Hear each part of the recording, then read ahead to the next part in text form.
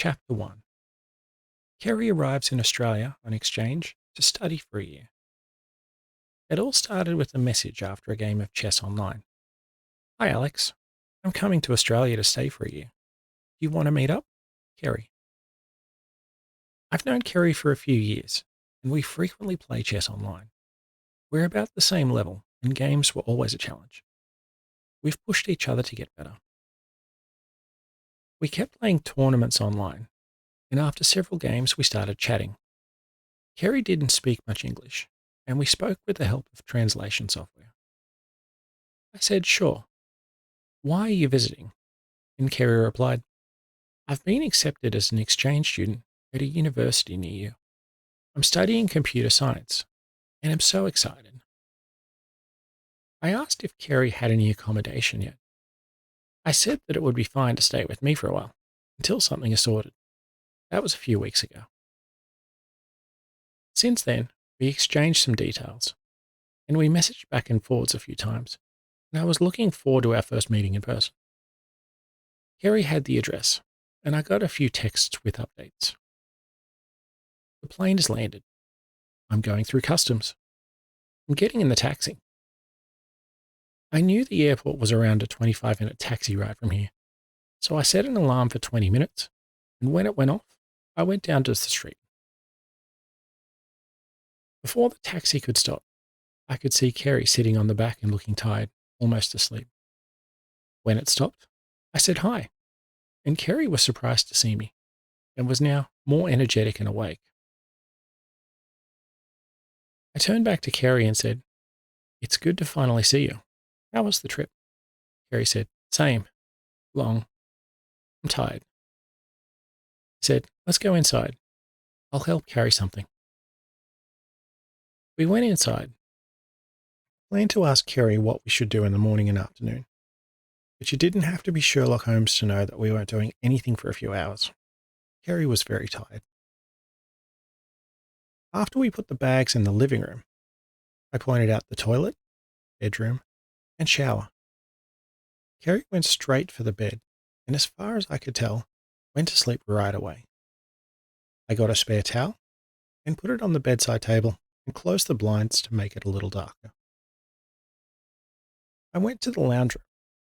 I'd been studying Kerry's mother tongue and wanted to have a short conversation in it, but that can wait a while longer. A few hours later, I heard some noise from the bedroom. Kerry was awake, and by the sounds of it, heading to the shower. It was nearly lunchtime, so I went to the kitchen and made a sandwich. I made a simple ham and cheese sandwich on multigrain with butter.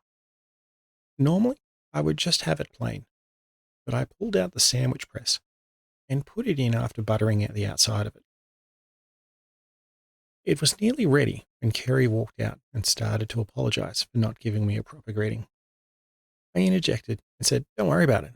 It's been a long flight. I'm glad you're here safe, so let's start over." I then said the greeting I had been learning, and Kerry responded, "It's great to see you too. Have you been learning a lot of my language?" "Only a few phrases," I replied. By now the toasted sandwich was done, and Kerry's eyes widened. I got a knife out and cut the toasty into 2 triangles before passing it to Kerry on a plate. It wasn't long before the plate was empty again. I asked, "Do you want a drink?" and pulled a few items from the fridge.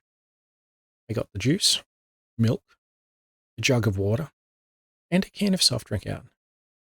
I also motioned to the tea bags and coffee on the counter.